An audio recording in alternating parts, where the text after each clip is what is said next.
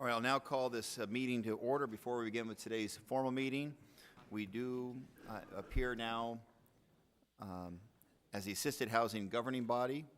We'll have to take care of that business first before we enter the formal meeting. So would the clerk please call the roll of the Assisted Housing Governing Board? Board Member DeCiccio. Board Member Gallego. Board Member Lopez. Here. Board Member Nowakowski. Here. Board Member Stark. Here. Board Member Valenzuela. Here. Board Member Waring. Board Member Williams. Vice Chair Pastor. Here. Chairman Stanton. Here, there is a motion on the minutes of the December 4th, 2016 meeting of this governing board. Motion in favor. Is there a second? There is a second. All in favor say aye. Aye. Any opposed? That passes unanimously. Now on the table is item number 4, the resolution recommending City Council adopt the Housing Department's 2017-18 Annual Agency Plan, the Capital Fund Program, Capital 5-Year Action Plan, amended Section 8 Housing Choice Voucher Administrative Plan, Family Self-Sufficiency Action Plan, and Admissions and Continuing Occupancy Policy for Public Housing. Mr. Lopez, do you have a motion? Let's move the approval. There's a motion. Is there a second? Any questions or comments? Are there any cards on that item? All in favor say aye. Aye. Any opposed? That passes unanimously. Item number 5, a resolution approving the issuance of a RFP for the disposition and development of 34 residential city-owned vacant lots and authorizing negotiations to begin with the recommended proposer. Mr. Lopez, you have a motion. Let's move the approval. There's a motion. There is a second. Any cards on that item? Any questions or comments? All in favor say aye. Aye. Any opposed? That passes unanimously. There being no further business before the City Council, this meeting of the Assisted Housing Governing Board is now adjourned. Mr. Lopez, thanks as always for your service. Thank you. Thanks for having me. Now we begin the formal meeting of the Phoenix City Council for March 22nd, 2017. City Clerk, would you please call the roll? Councilman DeCiccio. Councilwoman Gallego. Councilman Nowakowski. Here. Councilwoman Stark. Here. Councilman Valenzuela. Here. Councilman Waring. Councilwoman Williams. Vice Mayor Pastor. Here. Mayor Stanton. Here, we are fortunate to have Ms. Marquez as our interpreter. Please introduce yourself for the audience. Mi nombre es Leticia Márquez. Si alguien necesita asistencia o traducción al español, por favor, véame. Gracias. Thank you so much. Now we have the time for citizen comments. Pursuant to City Council rules, we have up to 15 minutes for City Council comments at the beginning of the meeting. If we're not able to get to all of the speakers, we will have additional time for citizen comments at the end of today's meeting. Each speaker has the option to speak up to 3 minutes. The first speaker for public comment is Mr. John Rusnick. The second speaker will be Ms. Diane Barker. Mr. Rusnick, good to see you. Yes, I'm going to read something that Abraham Lincoln wrote. I'd like to see the man that's proud of the place in which he lives. I'd like to see a man live so his place will be proud of him. I think maybe you ought to look at that. I've got 2 pieces of paper here. They were on driveways. Gorilla snot was used on 1 3/4 inches. Technosoil was used on the other one. On the driveway that I'm talking about, nothing was used. Now, we have the oath that you took, the Constitution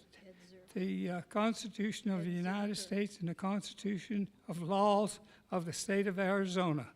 I won't read it all because you've heard it, but you should read that. And then Ed wrote a letter that everything is equal, that we should be treated equal, and this is the statement from you. Now, Diane helps me out because I'm hard of hearing, and Yeah, okay, thank you. Yes, I've been helping Mr. Rusnick. He has a provable medical disability that is of record.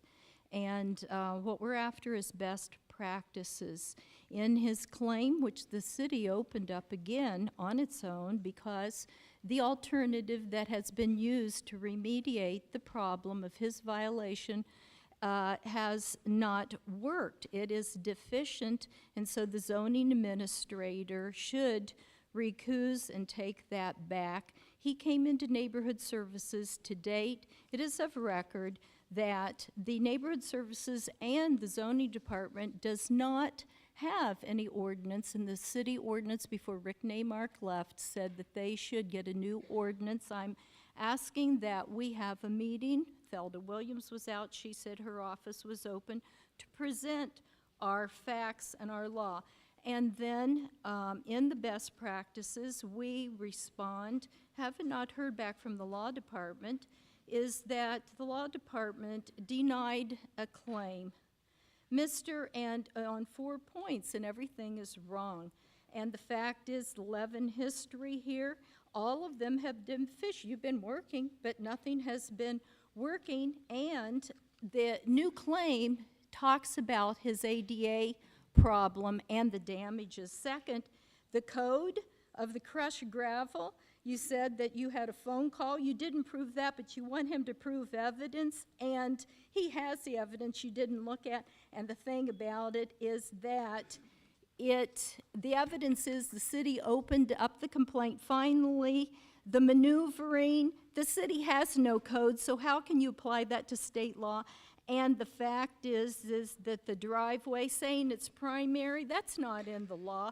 So this fourth claim's untimely, forget it, it's ongoing, it can be renewed anytime, and we have continuing damages. Thank you very much, Mr. Rusnick and Ms. Barker.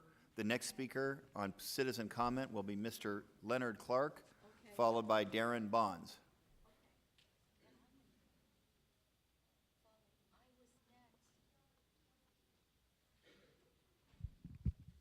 Hello, Mayor and Council members. My name is Leonard Clark. I'm born right down the street at Good Samaritan Hospital. I want to say hello to you and all of my friends of the great Tlingit Indigenous Nation in Alaska. I'm here speaking on behalf of my spiritual sister, Dolores Imboden, who right now sits in a county jail at Estrella Mountain. Miss Imboden was viciously assaulted on March 16th in the parking lot of a Walmart for allegedly trying to take items from the great god and golden calf that we know of America as Walmart. A Phoenix police officer got in the car, and yes, she did not get out when she was told, but at that point and on video with a viral video of over 2 million viewers, strangled her, viciously strangled her. He did not say she was under arrest. Then, and she did resist probably after that because she was screaming, "I'm choking, he's choking me." And if you don't think someone can be killed by choking, then Mr. Garner in New York City, where the police used an illegal chokehold, will show you that. Then he punched her in the face. We've had a problem with Flagstaff police, Gilbert police. Police think they can punch pregnant women in the face, punch this indigenous lady in the face. Now, I have heard, I've been getting some contact from the Reverend Jesse Jackson and also another reverend named Maupin, and I'm hoping other civil rights leaders will step forward. Right now, Miss Imboden is being charged with aggravated assault against an officer. I can't get to her. Her family can't get to her. It is almost impossible. They are trumping up the charges. They do not want her on the outside to come out and confront her attackers. If she's being charged with aggravated assault against an officer, this officer at a minimum violated policy. This is an indigenous citizen of the Tlingit Nation, and I don't think it should be a near-death sentence to steal again from the great golden calf known as Walmart.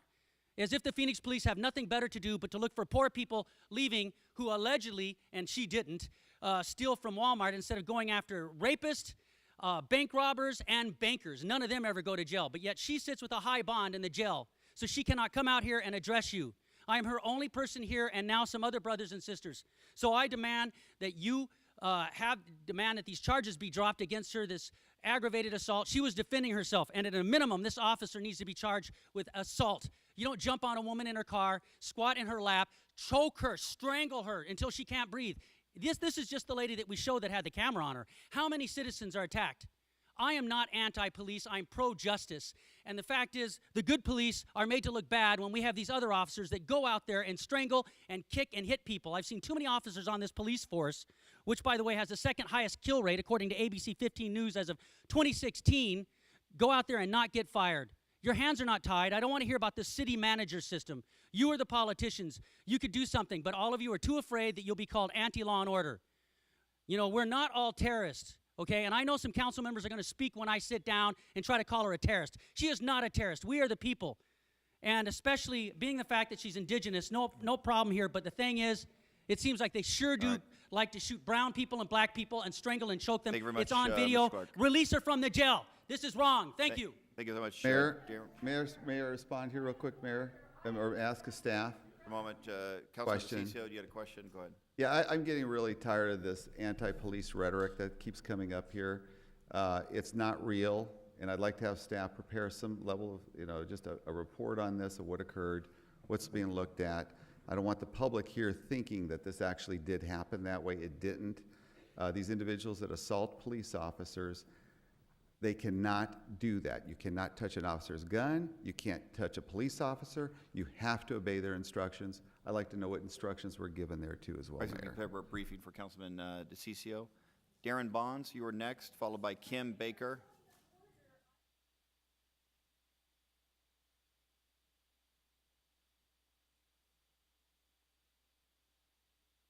Okay, I'm so sorry, Ms. Barker. I called your name and then you came up with Mr. Rusnick, and I assume that, no problem. You'll have the opportunity at the end of the meeting then to present to this council. Mr. Bond, you'll have the opportunity. Mr. Bonds. Oh, yes, my name is Darren Bonds. I moved out here from Grand Rapids, Michigan, August of 2015. I'm a veteran, and when I moved out, I had to bring Section 8 with me. And right now, Section 8 is trying to take my certificate from me because they said that my daughter doesn't live with me. Well, when we first moved here, she needed an address for her kids to get medicine and some Medicaid. And so she used a friend's address through Access. When we finally got our place in November, 2 days before Thanksgiving, she changed all that with Access, but they never changed it in the computer. So when I recertified this past October to Section 8, they said, hey, you need to come in because we need to appeal this. So I went in, I appealed it, and I took them proof showing that she lives with me. They have all kind of evidence showing that I need 24/7 care. I came here to get a heart. I'm on the list for a heart transplant. And so when I got here, I was in bad shape, but I lived in the extended stay until I was able to get a place. It took us a while. So make a long story short, they took my certificate, and now I'm dead in the water because I'm a veteran. I get only so much money a month. And the reason why they took it is they said that I lied on the application about our address. I've been calling them for way before this even occurred to come out. And they said, well, we don't have the manpower. We come out and check every 2 years. That's not my concern. I don't work there. So when they call Access, it'll say my daughter's address is the first current address when we got here. Nobody physically is coming out doing anything. They just ended up just stripping me of my certificate. And now come April 1st, I'm stuck to pay a big, huge house note, and I live off of all kind of life support. These are batteries I live off of right now. And so it's been very stressful, and I was wondering if anybody can help check into it so I won't lose my Section 8, because that's all I got. The hearing, their concern is that I lied about her address, but they have a doctor statement in my file showing that she is my caregiver 24/7. She went to school to learn how to take care of me. And so she knew she was going to have to do this. And so I do need 24/7 care. She has to feed me, give me my medicine. I need my batteries changed. There's days I can't even get out of the bed. So I'm just asking if the thank you. counselor can help me. All right, Mr. City Manager. Thank you, Mayor. Corey will come speak with you, my assistant, who will get your information, make sure we get connected with the housing department. Okay, thank you. He'll be right Councilman down the Pastor, phone. you had something additional? Sir, Mr. Bonds? Mr. Brown? Who took your certificate? Phoenix Section 8. Okay, thank you. Yeah. All right, so we'll have professional staff look into that matter. We're going to try to help you. We're sorry that misunderstanding occurred. How about Mr. Kim Baker, followed by Di Dawson? Mr. Baker. Point of order, sir, Mayor. Ms. Barker, please. I said you're going to have the opportunity to speak, but we have 15 minutes total time, and if we run out of time, you'll certainly have the opportunity at the end of the meeting. You'll have the opportunity to speak again. won't because I have another calling. I'm so sorry. I'm so sorry. That's the chair's discretion. Mr. Baker. Please, Ms. Barker. Mr. Baker has the floor now. Mr. Baker. Good evening, Council. Good to see you.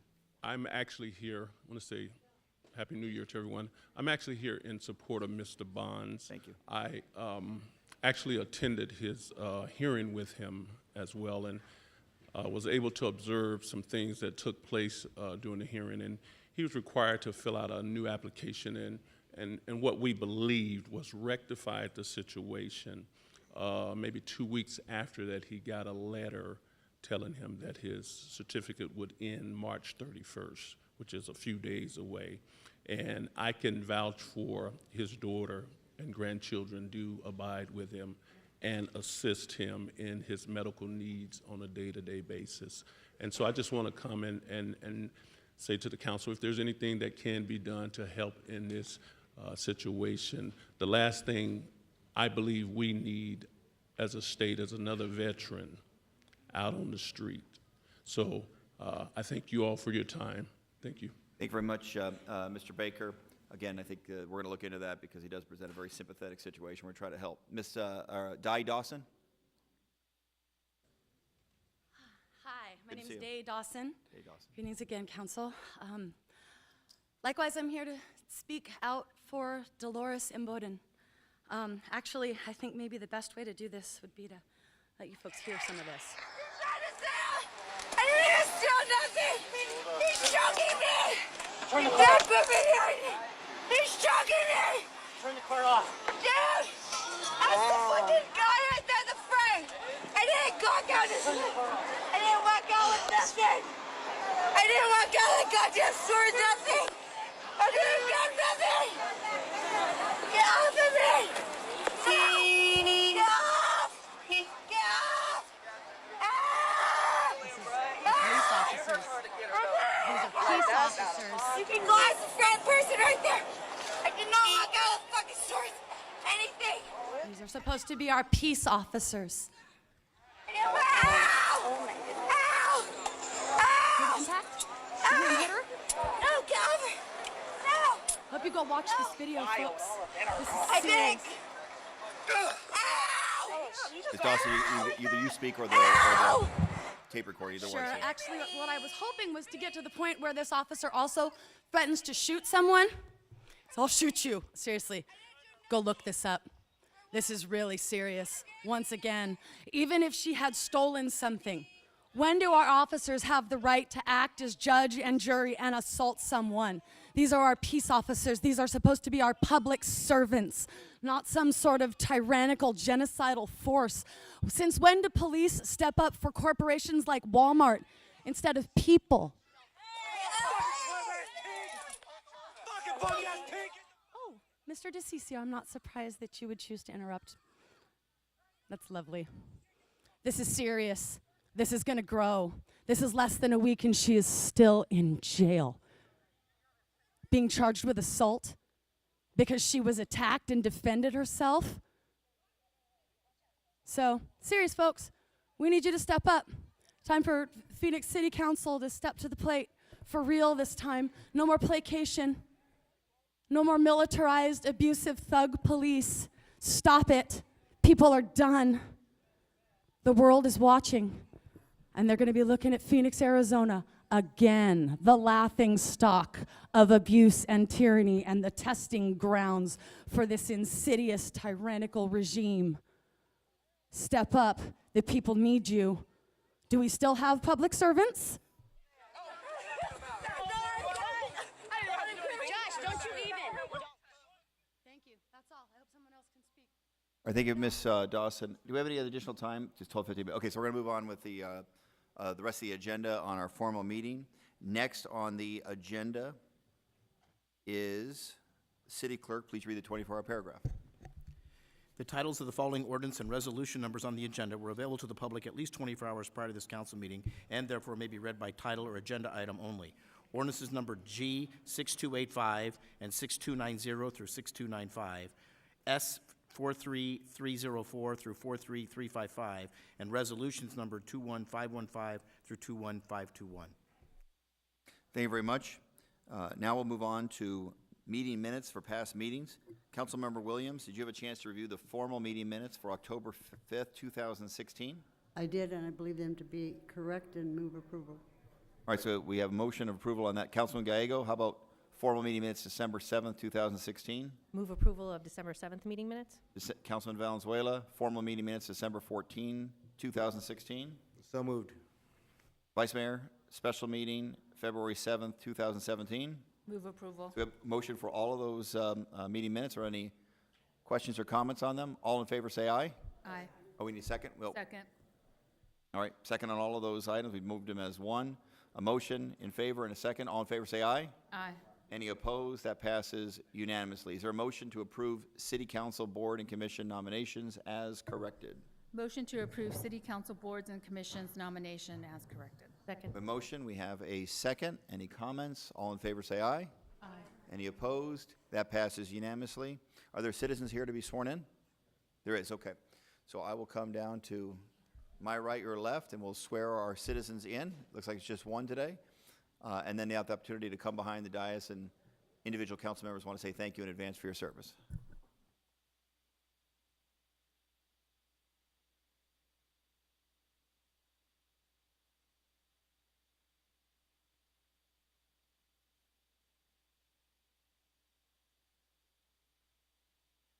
All right, please raise your right hand. I, Paul Benjamin, do solemnly swear that I will support the Constitution of the United States and the Constitution and laws of the state of Arizona, that I will bear true faith and allegiance to the same and defend them against all enemies, foreign and domestic, and that I will faithfully and impartially discharge the duties of the office of Encano Village Planning Committee according to the best of my ability. So help me God. Thank you for your service very much. Appreciate it.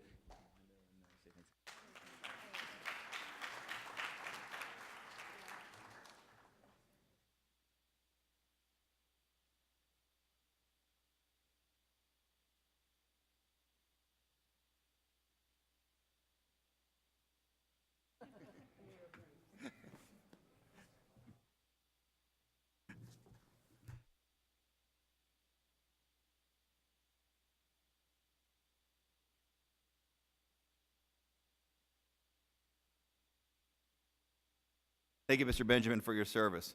Now we'll have, see if there's an omnibus motion on liquor license applications. Vice Mayor. Motion to approve items 6 through 30, except items 22 and 28, 29, and 30. There is a motion, there is a second. There are cards not wishing to speak in favor of the motion. Are there any comments or questions by members of this council? All in favor say aye. Aye. Any opposed? That passes unanimously. Item 22, Councilman Valenzuela. Motion to continue to April 5th, 2017. Second. There's a motion, there's a second. All in favor of a motion to continue, say aye. Aye. Any opposed? That passes unanimously. Councilwoman Gallego, how about 26, 27 be moved together? They have to be moved separately. Just do 26. How's that? 26. Move approval of item 26. Oh, I'm sorry. Is it 28 through 30? I apologize. We're on item 28. That was my mistake. So item 28 is in District 7. Councilman Nowakowski. Mayor, motion to continue till April 5th.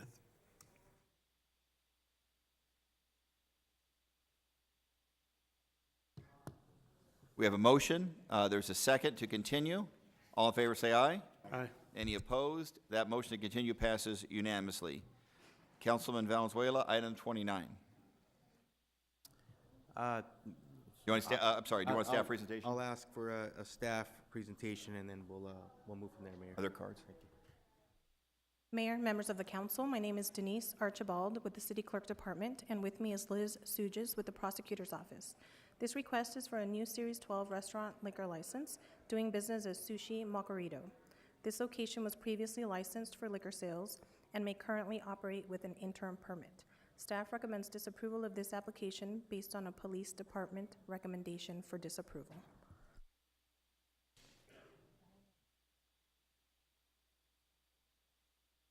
Mayor, do we have any cards on this? Apparently, we have no cards on this item. Do we know if the police department was intending to send someone to testify on this item on issues of hidden ownership, discrepancy of... Thank you so much. Officer, please come forward. I apologize. And please introduce yourself for the record and provide your testimony on item 29. Yeah, I do apologize for not filling out a card. I am Detective Robin Gokul of the Cactus Park Precinct, and I am testifying on behalf of the Phoenix Police Department. Okay, and basically, I recommend denial for Sushi Mecorito, located at 3415 West Glendale. The applicants, Jesus Ramirez and Imelda Lopez.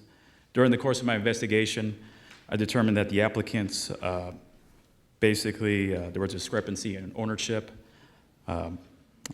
discrepancies in how much was paid for the establishment, and Title IV violations. According to my interview with Mr. Ramirez and Mrs. Lopez, I determined through the city application, state application, that Mr. Ramirez was listed on the applications as 100% ownership, and Mrs. Lopez was listed as the agent for the business. During the course of the interviews, I determined that Mrs. Lopez, in fact, was part owner of the business, which was not declared on either application and questionnaire.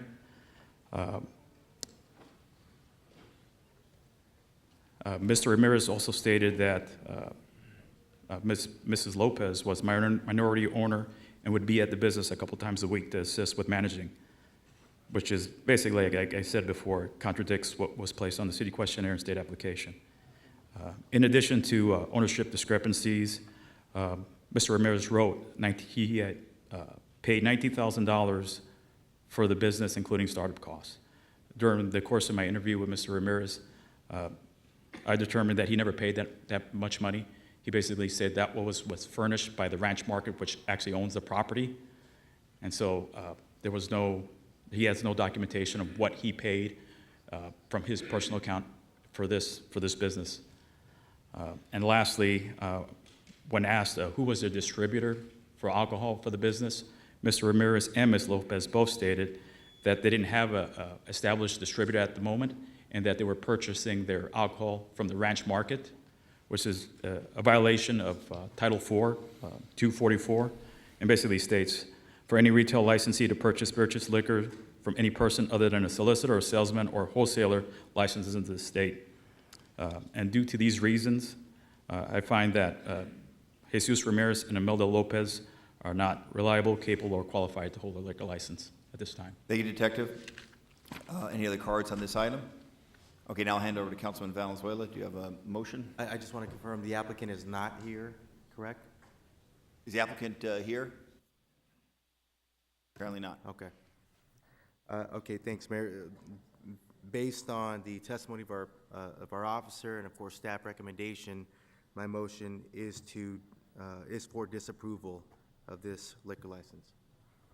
Second. All right, so motion for disapproval based upon possible hidden ownership, discrepancy on financial disclosures, liquor violations, and lack of experience. That's what the recommendation is based upon. Okay, there's a motion. There is a second. Any comments by members of this council? Could I just ask Councilman a couple DeCiccio, questions? please, of course. One of the last things you want to do is hurt a small business. I get it's your district, but I want to ask a couple questions of the police, if I could. The saliency of Detective, those if you please come issues. forward. I mean, when you did the interview, was there a communication barrier or problem? I mean, did they understand English well or not, or? No, Mr. Ramirez only spoke Spanish. I'm a Spanish speaker. I'm certified through the city. Mrs. Lopez speaks English. And so I spoke with him at his business, and I spoke with Mrs. Lopez over the phone. And the reason I'm asking some of that too is sometimes when people fill out forms, they may not be, I mean, I couldn't speak English till I got into first grade. I mean, my parents came from another country, the whole thing. There's sometimes this language problem when they fill out the forms. Was there anything in their history that showed them to be problematic? I mean, did they have any criminal history or anything else like that? So they didn't have any criminal history. It just, they didn't fill out the forms correctly in the first two. And I get the purchasing of the liquor at the store. that's a little unusual, to say the least. I'm going to be supporting the councilman on this case here, but the first two items were nothing other than just paperwork errors, correct? That's correct. And the third one is something you're just not allowed to do. You can't Yes. resell liquor like that. Okay, thank you. Welcome. Thank you very much, Councilman. On our report, it says liquor violations. You know what the nature of the liquor violations were? Yes, Mayor, thank you for the question. So the liquor violations that we're describing are the liquor violations that the officer observed at the location while he was doing the interview, which included the purchase of alcohol, not from a wholesaler. Got it, okay. All right, any other comments by members of this council? The motion was for denial. There was a second. Roll call. DeCiccio. Gallego. Yes. Noakowski. Stark. Valenzuela. Yes. Waring. Williams. Yes. Pastor. Yes. Mayor Stanton. Yes, so the motion to deny was passed through successfully, unanimously. Next item on the agenda is item number 30. Item number 30 is proposed liquor license in District 8 at All-in-One General Merchandise. Could we get a staff report on that proposed liquor license? Mayor and members of the council, this request is for a new Series 10 beer and wine store liquor license for a convenience store that does not sell gas. This location has not had a liquor license in the past. Staff recommends disapproval of this application based on a Street Transportation Department recommendation for disapproval pursuant to Arizona Revised Statute Section 4207, which restricts liquor licenses within 300 feet of churches and schools. This proposed liquor license application is for a location that is within 300 feet of a church named the Potter's House Eastside Christian Center, which is located at 2924 34th Place. Thank you very much. Are there any cards on this item? This is a Street Transportation Department recommendation for disapproval. It was described to the staff report. Councilman, how do you want to proceed? I move disapproval based on the street department's recommendation because the location is within 300 feet of a church and that is prohibited by state law. Motion, there's a second. No cards on this item. Any comments by members of the city council? Roll call. DeCiccio. Gallego. Yes. Noakowski. Stark. Yes. Valenzuela. Waring. Williams. Yes. Pastor. Yes. Mayor Stanton. Yes. So the motion to deny was unanimous, and it's vote 8-0, I think. Or Yes. Yes. 9-0, just in time. Next on the agenda are ordinances, resolutions, new business, and planning and zoning. Vice Mayor, do we have a omnibus motion on those items?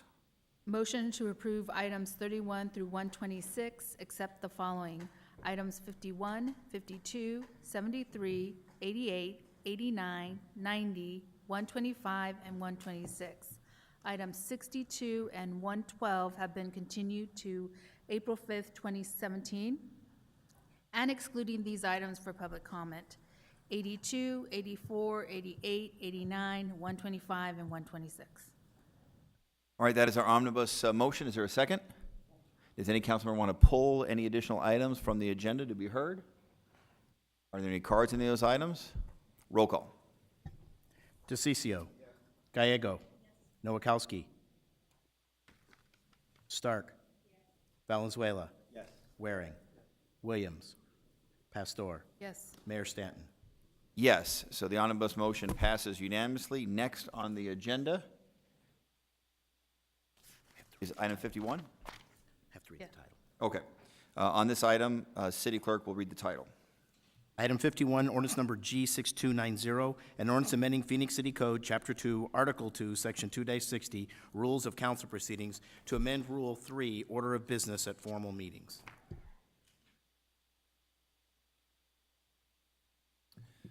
All right, is there a motion on 51? Vice Mayor. This is item 51, amendments to the rules of city council proceedings. Motion to move item 51. There's a motion. Is there a second? There's a second. Councilman Waring, did you have comments on item 51? I'm not sure who, maybe to city manager. So this is not substantively changing any of our policies, transparency, or anything. It's just matching up with our new format of our agendas. Is that a fair statement? Mayor, Councilman Waring, yes, that is accurate. Thank you. Any other comments by members of the council on item 51? Roll call. DeCiccio. Gallego. Yes. Stark. Yes. Valenzuela. Yes. Waring. Yes. Williams. Yes. Pastor. Yes. Mayor Stanton. Yes, so that passed unanimously. Item 52 is next. Is there a motion on 52? I move item 52. Oh, he's got to read the. I'll read the title as well. I'm sorry, city clerk needs to read the title, my fault. Item 52, ordinance G6291, an ordinance amending Phoenix City Code, Section 28-39A4, pertaining to sewer user charges for Sub-Regional Operating Group, SROG, member cities, and providing for an effective date of July 1st, 2017. Thank you. Is there a motion on 52? I move item 52. There's a motion, there is a second. Any questions or comments by members of this council? Councilman Waring. Question, possibly for, they're here, okay, perfect. This is not increasing fees, taxes, rates, it's just redistributing the current status quo differently. Is that fair? Yes, Mayor, City Council, all this item is doing is reallocating the cost among the cities that have ownership at the 91st Avenue wastewater treatment plant. Perfect, thank you. Thank you very much, Councilman Waring. Any additional questions or comments by members of this council? Roll call. DeCiccio. Gallego. Yes. Noakowski. Stark. Yes. Valenzuela. Yes. Waring. Williams. Yes. Pastor. Yes. Mayor Stanton. Yes, so that item passes unanimously. Next item on the agenda is item 73. City Clerk, would you please read the title? Item 73, ordinance G6292, an ordinance amending Chapter 2 of the Phoenix City Code, Article 23, City of Phoenix Environmental Quality Commission, Sections 2-801 through 2-805. Is there a motion on 73? I move item 73. Second? There's a motion and a second. Any questions or comments by members of this council? Roll call. DeCiccio. Gallego. Yes. Stark. Yes. Valenzuela. Yes. Waring. Yes. Williams. Pastor. Yes. Mayor Stanton. Yes. What's the vote on that? 8-0. 8-0. Okay. Next item on the agenda is item number 82. 82 is to authorization to issue RFP for sale and development of city-owned property at 814 North Fifth Avenue. Are there any cards on that item? All right, is there a motion on item 82? I move item 82. Is there a second? There is a motion and a second. Mr. John Rusnick, did you want to provide testimony on item number 82? Is he still here? How about Ms. Diane Barker? I know they were here earlier at today's meeting. Ms. Barker, did you provide testimony on item number 82? Okay, so there's a motion in favor of item number 82. There is a second. Any questions or comments by members of this council? Roll call. DeCiccio. Gallego. Yes. Stark. Yes. Valenzuela. Waring. Yes. Williams. Pastor. Yes. Mayor Stanton. Yes, that item passes unanimously. Next item on the agenda is item number 84.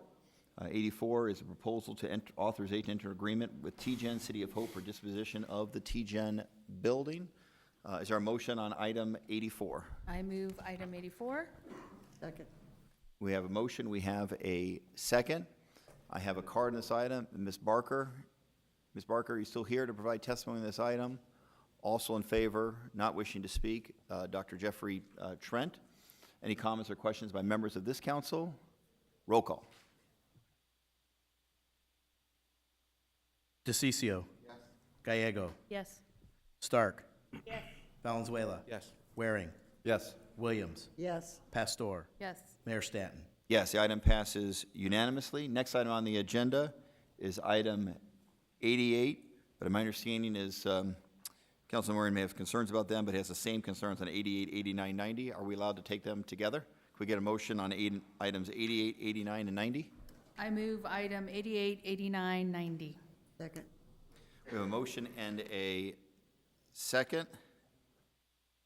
Ms. Barker is one of the people wishing to speak. I know she's not here, but she says no more money till city supervises contracts.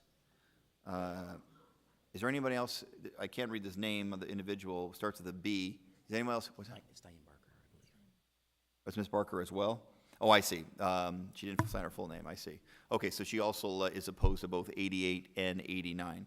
So that's a motion on 88 and 89. I'll now turn it to, what's that? And 90, excuse me. So all three items are now before this council. I'll now turn it to members of the council. Any comments or questions on those items? Roll call. DeCiccio. Yes. Gallego. Yes. Stark. Yes. Valenzuela. Waring. Williams. Yes. Pastor. Yes. Mayor Stanton. Yes, so those items pass 8-1 before the city council. 7-1. 7-1, I apologize. There was a request by Councilman Waring, now they're on the planning and zoning agenda, to take item 126 ahead of 125. So is there a motion to take that item out of order? So moved. We in the right item? There's a motion to take it out of order. Is there a second? Second. All in favor, say aye. Aye. Any opposed? That passes unanimously. Item 126 will be first. Under our planning and zoning agenda, we'll hear a short staff report from Alan Stevenson, our planning director. I'll hold a public hearing on item 126. Are there any cards on the item? So, there are some, okay. Just a couple, okay. And then after public comment, we'll turn it to the council, see if there's a motion, and then we'll hear any questions or comments by members of this council. Mr. Alan Stevenson, item 126. Mayor, members of council, item 126 is a request to rezone a site from C3 to R3A to allow for multifamily residential development. It's a 2.39 acre site located approximately 300 feet south of the southeast corner of 25th Street and Bell Road. The Paradise Valley Village Planning Committee recommended approval per the staff recommendation by a 13-0 vote. The Planning Commission recommended approval of the Paradise Valley Village Planning Committee by a 7-0 vote. Staff does recommend approval per the Planning Commission recommendation and adoption of the related ordinance. And with that, I'm happy to answer any questions. Thank you very much. Any questions at this time for Mr. Stevenson? Okay, I'll now open the public hearing on item 126. Public hearing is now open. I have one card wishing to speak, another card not wishing to speak. Mr. Hickson, are you here to provide testimony before this council on this item? Russell Hickson? All right, how about Lisa Hickson? I know you said you were both in favor of the item, I guess not wishing to speak. Is anyone else here wishing to provide testimony on item number 126, southeast corner of 25th Street and Bell Road? Going once, going twice. Public hearing is now closed. Councilman Waring. Yeah, I'd like to make a motion. Please. Okay, thank you. Motion to approve per the Planning Commission recommendation and adopt the related ordinance. Second. We have a motion to approve. We have a second. Any additional comments or questions by this council? Roll call. DeCiccio. Gallego. Yes. Noakowski. Yes. Stark. Valenzuela. Waring. Williams. Pastor. Yes. Mayor Stanton. Yes, that item passes unanimously. Next, and a final item on our agenda is item number 125, an item continued from our March 1st, 2017 agenda. It's proposed rezoning of northeast corner of 19th Street and Glendale Avenue. We'll follow the same procedure on this item. We'll have a short staff report from Mr. Stevenson. Then we'll hold the public hearing. There's obviously numerous cards on this item, lots of folks interested in providing testimony. And then we'll, after the public hearing, turn it to the council to see if there is a motion and then any discussion or debate and a vote. So without further ado, Mr. Stevenson. Mayor, members of council, this is a request to rezone a site from R110 to RO residential office to allow for a proposed professional office development. It's a 1.27 acre site located at the northeast corner of the 19th Street alignment and Glendale Avenue. The Camelback East Village Planning Committee recommended approval with 3 additional stipulations by a 10-3 vote. The Planning Commission recommended approval per the Camelback East Village Planning Committee recommendation with some modifications and was approved by an additional, by a vote of 7-0. This item was continued from March 1st to allow for additional research by staff. That memo came out dated March 17th, provides additional background on the parcel as it went through the process to be sold by the city. Staff does recommend approval per that March 17th memo with additional stipulations that are attached to that memo. With that, I'm happy to answer any questions. Thank you very much. Any questions at this time for Mr. Stevenson? Okay. Then I'll open up the public hearing on item number 125. Public hearing is now open. There are numerous cards. Many people have donated time to other individuals so they can provide a longer amount of testimony, which is perfectly fine. If you're here to provide testimony on item 125 and have not now submitted a card, not yet, please submit that card now so you'll have an opportunity to provide testimony. We ask that each speaker limit their time to approximately 2 minutes unless others have donated time to you. The first speaker I'll have is the representing the applicant is Mr. Taylor Earl. So you'll go first, and then afterwards we'll hear from, let's see, the first card, group of cards will be, spokesperson will be Mr. Larry Weitzel. Mr. Earl, good to see you.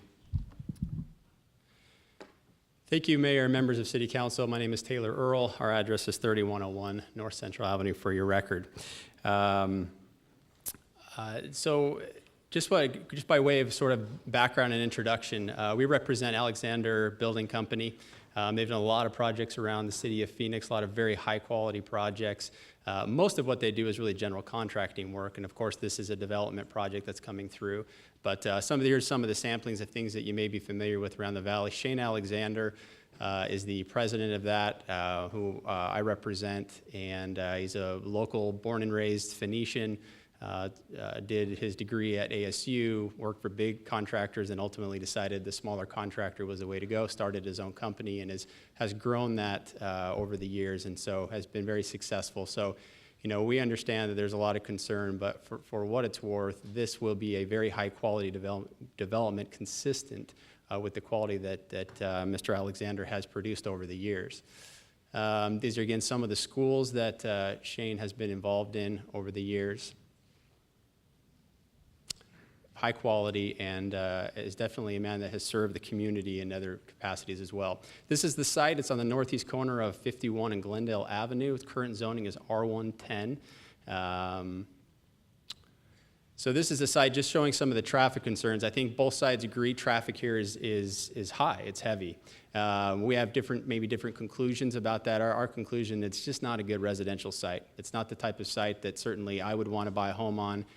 Really, that I think anybody would really want to buy a home at this location. And so this just shows some of the PM peak traffic that occurs there. Same type of, just a different angle. It's a major arterial. This road takes on about 41,500 trips per day. The neighbors think it might even be higher than that. And so it takes on a lot of trips per day as a major arterial.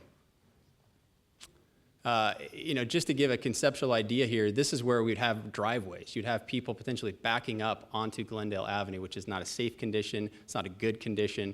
In fact, ADOT is not happy with any notion of having a driveway that close to the on-ramp, as we've communicated with ADOT on that. So it's a very difficult site, not suited for residential. And so this is some of the history of the site. So as Mr. Stevenson pointed out, here, the city purchased these properties up to about right there. There was authorization to purchase this corner, but it was a holdout piece. And then afterwards, after purchasing it, the city is the one who removed the homes. The city removed the homes off of the site. And so where you see the red line there is where we ultimately are. So again, that home was just outside.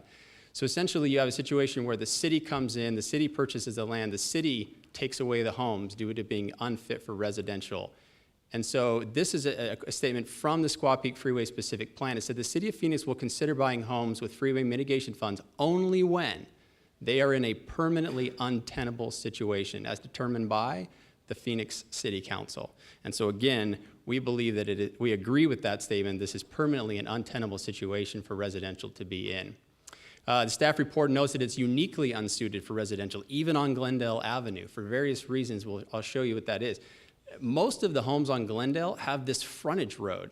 So there's a completely different environment when you have a frontage road, you back onto a local frontage road instead of being right on Glendale Avenue. And if we show, and we have no frontage road, so if you show really on Glendale, everywhere you see green has a frontage road. This home sides on, this house sides on. These are not residential. So you're left with very few homes that don't have a frontage road. And even as to those, our situation is much worse. So let's take these properties here. This was the stretch I showed you without the frontage road. You have 1, 2, 3 of these homes that all side onto local roads. So again, don't have to access Glendale. In fact, this home here, you can see that it's oriented itself onto the local road, so it's not oriented onto Glendale. Let's take these other homes here to the east, of which I've showed you part of just barely. They are much deeper. So they have a much deeper ability to set back from Glendale than we do. We're about 115, a little less, a little more here on the left and right. So if you take the average setback that we're seeing here on these homes and you apply it to our site, you have, and then there's a yellow line here, it's a little difficult to see. That would be the rear setback line. In other words, this is your tiny little building envelope right in here. Because it's been further constrained, it's been further reduced by road widening, it is completely pinched, and that shallowness doesn't prevent, or it doesn't allow for the setback that might otherwise make it a place you could put a home. So we believe RO is the best case here. Residential is not viable. We're not suggesting putting in C1. RO is designed to be next to residential communities. It's designed to be on busy roads so that you don't have homes deteriorating. It's designed to be a buffer between arterials and residential neighborhoods. It's not incidental that that's what where we're asking to put it. It is, in fact, what it's designed for. Strict development standards created to preserve neighborhoods. This is the only use that you're adding, is professional, medical, dental, administrative office. That's the only thing you're adding to R110. And as of today, we have put into escrow a deed restriction that would run to our neighbors, all our adjacent neighbors, and to the Madison School District Board, the elementary property, that would restrict out this medical and dental from this. So again, the only thing you're really adding, only primary use, there's something about a public utility, but otherwise the only primary use you're adding are these, and we've plucked out medical and dental because they have a higher trip count. And again, the only condition on those deed restrictions, they're in escrow. The only thing is these neighbors have to indicate they want them and that the zoning go through and that it survive any appeals. So here's what we've done. We've put the building only adjacent to the person who's in support, pushed it all the way to the left side of the site. It's on the lowest end of the site because there's a slope. It's single story, 15 feet maximum by stipulation. We have 25 feet and 20-foot landscape buffers. We have mature trees showing 10, 12-inch caliper trees because we're salvaging the trees from the property. It's right in, right out only. There'll be no left out of the property. We have put the median, we put this entrance underneath the median to prevent that left out movement, but not close enough to ADOT to cause their right of way to cause a problem, so it was strategically placed. And the architecture, as I'll show, really matches some of the new residential that you're seeing in the neighborhood. This is the building, this is the profile. It has a modern architecture, again, 15 feet. There's an entry feature that goes up to 17 feet. It's a very well-designed building. This is how it sits on the site. Again, our building is only by the person who is in support of us. Again, this shows you how the matches the architecture in the neighborhood. These are just 3 homes in the neighborhood. You can see that we are matching that same architecture in our building. Attractive, and it has a residential feel and look. This is what it would look like from Glendale Avenue. Very well landscaped, low profile. It will not, this will not be a burden on the neighborhood, but will be well integrated into the whole of the neighborhood. And again, here's another shot from Glendale. And we've also agreed to do a detached sidewalk. It is expensive. It's something that we had to work through. But this will be a benefit, as we noted at the Village, to some of the members of the Jewish community who do walk on this road on their Sabbath, Saturday. And so being able to have a detached sidewalk for the entire length of our site will be a very good thing for the neighborhood, increases safety. And so we are going to be doing that. It's one of the stipulations that have been put back on the case. This is what we have west of our site. This is what we have east of our site. We believe we are far more in residential character than even what's next to us. And so we think we're doing a really good job with what we have surrounding us.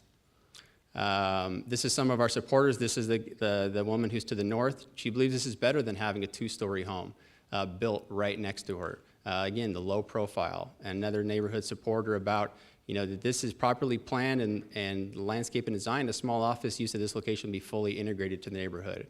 And we agree with that sentiment. Before my client ever closed on the property, he went out and did neighborhood work. These show the properties that we had to sign a deed restriction amendment to pull us out of a deed restriction that would otherwise prohibited this use. And so before ever closing on the property, my client went around and got 13 out of 20 properties to be in support of pulling this property out of the deed restrictions. Again, this line here is the ADOT line. You can pull those out, we're 9 of 16, or if you include them, we're 13 of 20 properties. So again, a majority, and that has already been amended. We've had support at each of the preceding levels of the city process that the city has put in place. Staff is recommending approval. We had a 10-3 recommendation for approval at the Camelback East Village. The Planning Commission was approved the case unanimously. If I can get this to go, there we go. I know traffic is one of the concerns, and so What we have done by putting in that deed restriction, by pulling out the medical and dental, we have reduced our trip count generation estimate to 68 per day. 68 with that deed restriction. And that is less than 1/6 of 1% of the traffic that occurs on Glendale. It is an insignificant amount given how much occurs on Glendale Avenue. And I'll just stop here and note for 1 second that homes at this location would produce 30 trips per day. We're talking about a delta of 38 trips per day, roughly 19 cars over the entire day. So between what could go there and 3 homes versus what we're proposing, we're talking about 38 trips per day, 19 cars. The access is something that we know there's a concern about. It's comparable to what you have around light rail. Around light rail, in order to get to some offices, you have to do a U-turn. So this is a conclusion of CivTech. CivTech concludes that the routes into and out of the site are appropriate and not uncommon, and the relatively few numbers of site trips projected to be generated will not lead to the consequences about which residents of the surrounding neighborhood are concerned. This is from the city's street departments. We recognize that Glendale Avenue, being a major arterial street, carries high traffic volume, especially during the AM, PM peak hours. However, the proposed office development site would generate a relatively low amount of trips, hence would not cause any significant or adverse impact to the existing traffic conditions. So we have had professionals from the city, professionals from CivTech that are trained in traffic, analyze this very carefully. And after we met with the neighbors for a second time, we had them amend that to go back and look at other issues that the neighbors raised, because we wanted to be sure that this would not cause a negative impact on them. This is access to the site can be done through 20 and 22nd Street. I'll show you what that looks like. So during most times of the day, as CivTech notes here, you can make a U-turn. If you're coming from this side here and you wish to access, there is a median. But there is the ability over 3 lanes of traffic, plenty of space, to make a U-turn at 20th Street during most times of the day. But during times... Please let Mr. Rowe continue, please. Thank you.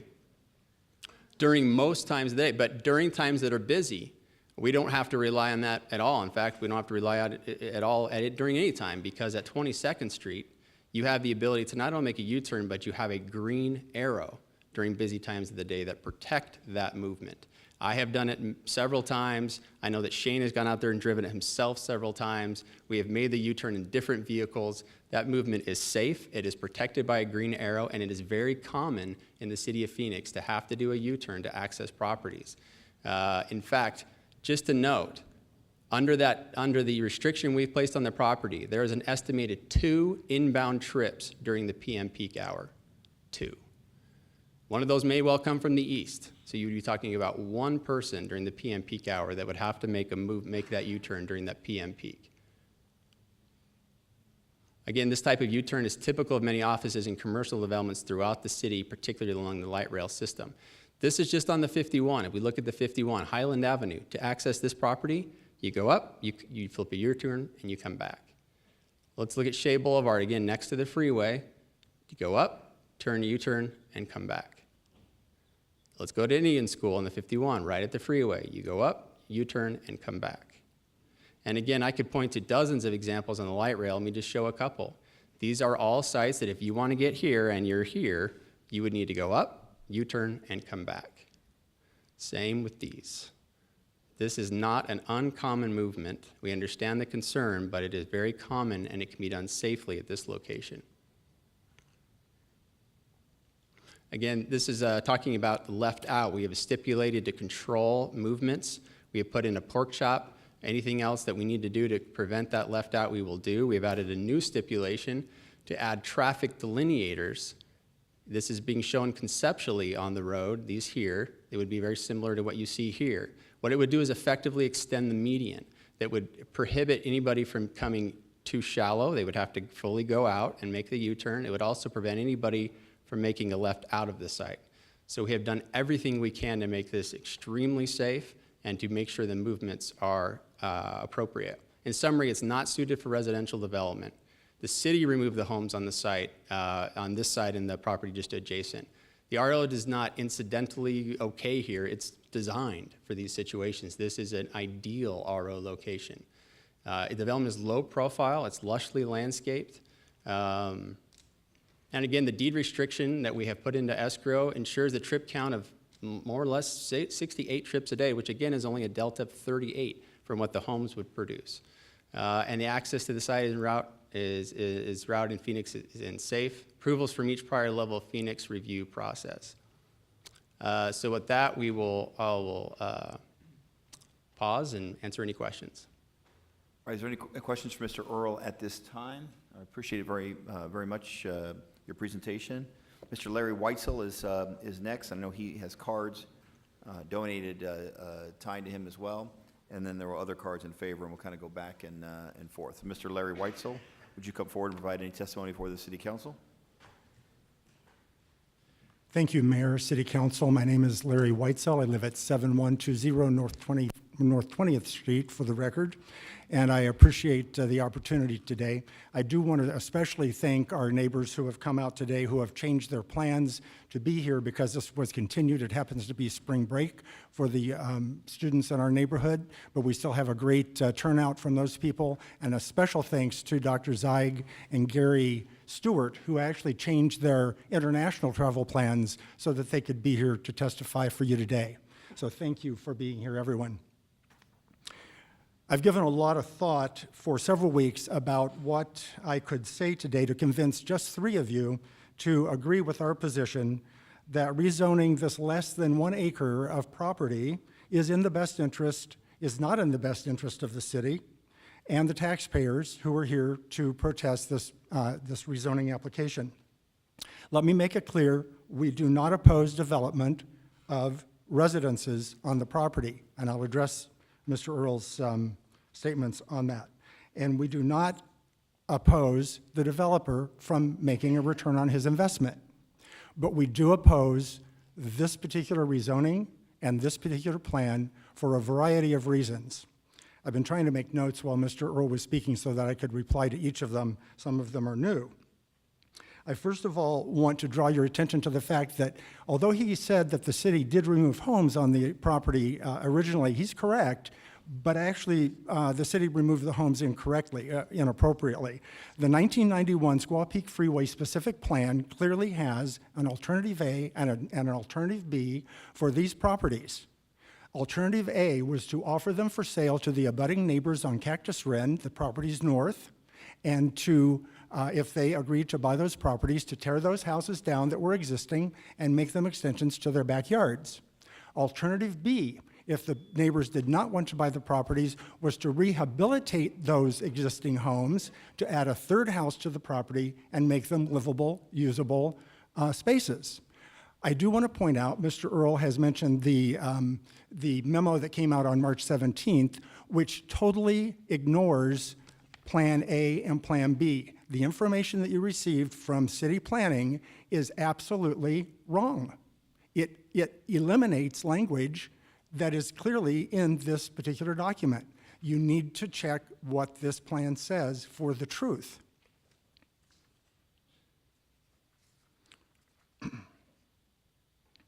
You've heard Mr. Earl talk about the traffic study. You've heard him talk about U-turns. You may hear him talk about waiting to turn right. There's a huge issue of waiting to turn right on Glendale from both 22nd Street and 20th Street during certain times of the day.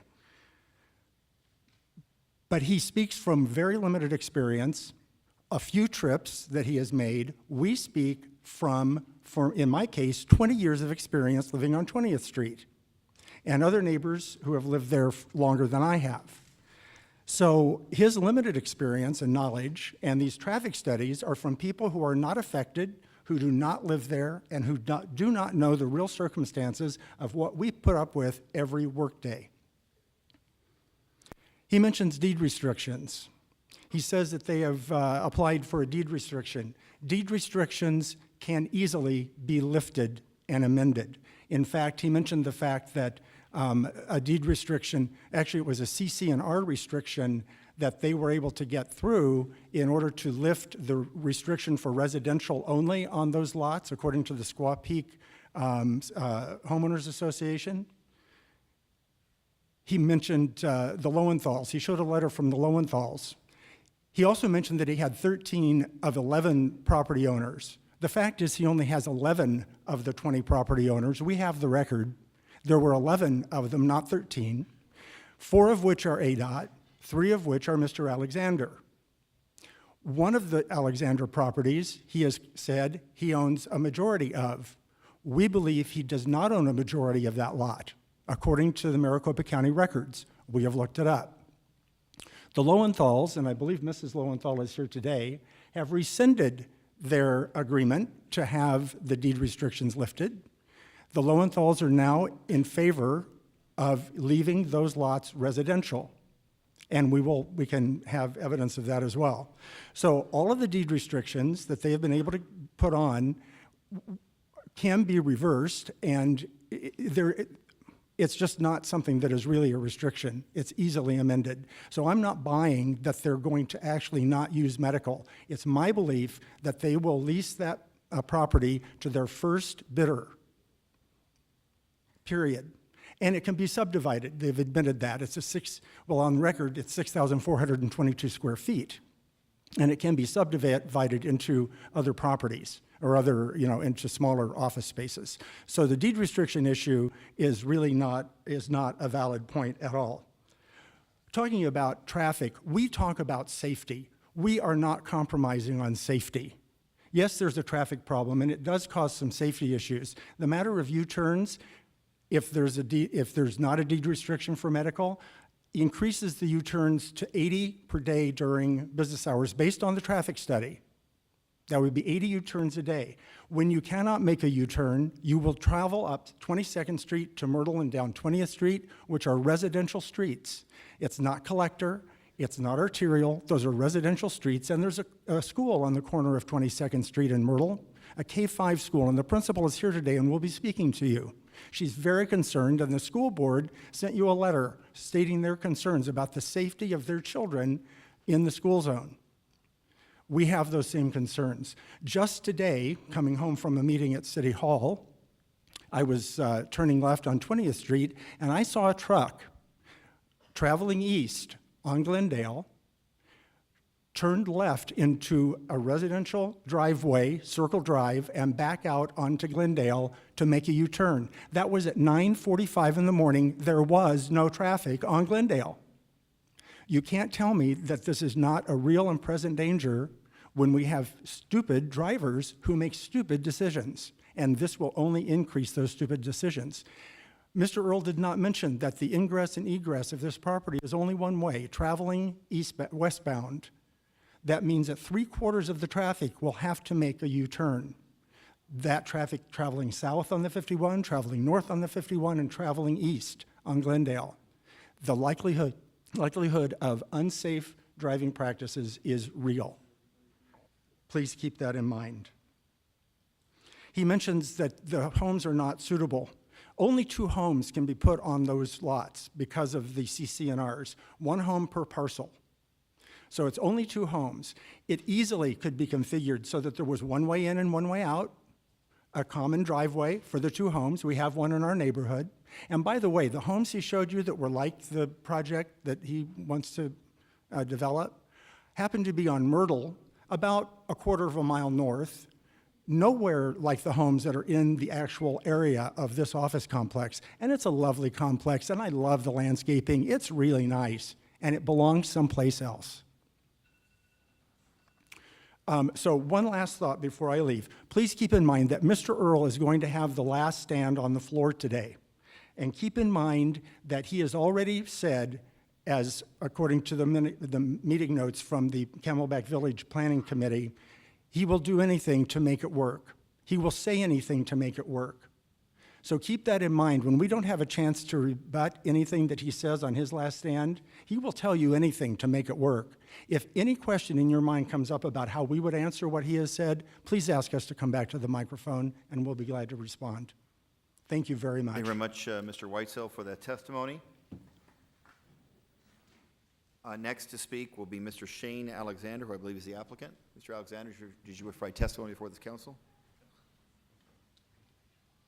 Good afternoon, Mayor and members of the City Council. My name is Shane Alexander. I'm the owner of lots 1916 through 1932 on Glendale Avenue. Thank you for your opportunity to speak today. First of all, I'd just like to point out that the city council has hired some of the best urban planners in the country, and these are professional urban planners that have gone through this in detail. I met with them before I closed on the land, and they believed that they would recommend, they made no promises about getting rezoning, but they believed that they would support it. And they are professional urban planners that are supporting this rezoning. The council has put together a planning commission that is very adept at what they do.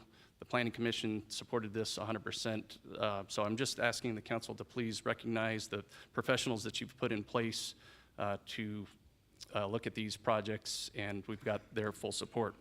I just want to add a couple of things from Mr. Whitesell. I did, in fact, receive 13 out of the 20 deed restrictions. There are 2 lots that did not get recorded. That was by Mr. Craig Mansfield. He owns 2 lots on Aurelius that were not recorded, but I do have them. I just never amended the recording because they came in late. Mr. Whitesell is, and it's always been throughout this history that the neighborhood was really frustrated with the traffic on Glendale Avenue and on 20th Street and on 22nd Street. But the right turns out of 20th Street and the right turns out of 22nd Street, we are not affecting them at all. We are not driving any traffic into the neighborhood. And then last, I'd like to mention the letter from the school board. I went back and reviewed all of the school board meeting minutes from the 3/7 meeting all the way back to September. The school board has never once met on my project, so the letter that we received from the president of the school board was on her own behalf. I don't think it's fair for her to say that she acted on behalf of the school board when it wasn't discussed at a school board meeting. Thank you very much. Thank you, Mr. Alexander. Anything else? All right, thank you for your testimony. The next speaker will be Dr. Jeffrey Zieg. I hope I pronounced that correctly, Doctor. And you have a few folks that have donated your time, so you have up to 10 minutes, but you don't have to use all 10 minutes since so much has already been provided. Yeah, thank you so much. Well, thanks, Mayor Stanton, and thank you, members of the council. We appreciate your willingness to address neighbors' concerns, and as you can see, and as you know, the neighborhood has rallied significantly against rezoning. And there's been extensive documents that's been sent to the city staff and to the various committees. And as a psychologist, some of these documents point out that there are real problems in the way in which the system operates. And I really hope that the members of the council look at that and try to think through the ways in which some of these processes could happen differently. Just to summarize, I think if the proposed project were in your neighborhood, or if you were residents who lived in that neighborhood, you would oppose the project. For no good reason, the project disturbs the residential nature and residential character of the neighborhood. We've already talked about the fact that there have been accidents in that area of 20th Street. I was a party to one of those accidents that happened in 20th Street. We try to get accident reports for that area. We don't get those accident reports. Now, if you think about this, here's the letter that Mr. Alexander wrote. This is dated May 18th, 2016. And in May 18th of 2016, Mr. Alexander is petitioning to redevelop these lots for a commercial office building. The lots were sold by the city. We understand the city wanted to get these lots off of their balance sheet. But what Mr. Alexander purchased was RO zoning. He was not buying a piece of property. He was buying RO zoning. Now, how that happens, that he buys RO zoning, well, we don't know. But why did he buy this, and why did he put out this document if he wasn't at all interested in housing? Now, when we did meet with the neighbors at my office, there was a plan for putting houses on that property, but really that was just smoke and mirrors. It was just a bait and switch that was offered to us because there was really no intention from the inception other than putting in RO zoning. This project, which was conceived at its inception at 4,000 square feet, balloons 150% to more than 6,000 square feet. It's not an RO project when you're talking about a building of that size. Now, in the documents that I really don't understand because I'm not a zoning expert or an attorney, the zoning process guide indicates that per city policy, a variance cannot be provided if 4 conditions are not met and proven by the petitioner, one of which is that the hardship is self-imposed, and the hardship is self-imposed in this case in question. The property was purchased with full knowledge that it had limitations. Another condition that cannot be met is that the authorization of the variance will not be material detrimental to persons residing or working in the facility, the adjacent property, to the neighborhood, or to public welfare in general. A variance which will not be compatible with the surrounding development or which will create an adverse impact on other properties cannot be approved. Well, you know, Mr. Earl presents and spins a very rosy picture. I know that if you want to make a fool of yourself, predicting the future is one of the most certain ways that you can make a fool of yourself. And Actually, I just want to make it clear for the record, because folks are watching at home, you have presented the legal standard for a variance, but this is not a variance. This is not a variance, okay. It's a rezoning proposal, yeah. Oh, I'm sorry, because I didn't understand. Okay. So I appreciate the mayor who has announced his open opposition to the project, and I hope the mayor has an opportunity to voice what it is that leads him to make a very strong statement, a public statement, in opposition to the project. Now, I'm a 40-year resident of Phoenix. I've lived at 1935 East Aurelius Avenue for 38 years, and my work is traveling around the world and teaching psychotherapists. I also organize conferences. I have filled the Hyatt Regency Hotel 13 times with conferences that I've organized, and have other projects in line to bring to the city in the future. I'm spending a lot of time in my opposition to this project that I could be donating and using for other professional projects, some of which would be of great value to Phoenix, Arizona, including bidding for a citywide conference that could bring as many as 8,000 people to the city in 2020. So I understand, Mr. Earl, the petitioner, Mr. Alexander, they whine that the property is not suitable for homes, and that does not need to be correct. Mr. Alexander knew the location, he knew the problems of the property before he purchased it. And the revenue that the city has gained is really insignificant, and the number of residents who oppose this project is significant, and I hope that the council will take into consideration what the neighbors are indicating to you and coming back here again to make their wishes known. So there was a philosopher, Santayana, and he said that art and morality are similar because they both consist of knowing where do you draw the line. And we hope that our elected officials can take responsibility for making safety a primary concern and securing the neighborhood as the residential neighborhood, which has always been. And so we ask you to really draw the line. And we would like to know the stance.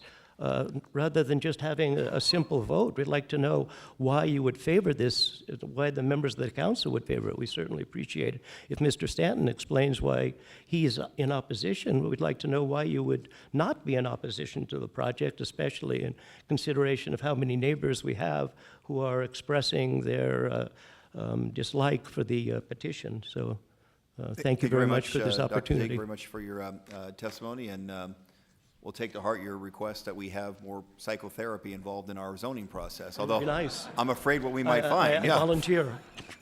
Good to see you. All right, next is Jason Clenensian, I apologize, but in favor of the project. Jason? Yield the time, all right. How about Clark York? Is that the correct? Please come forward. I know you're in favor of the proposal.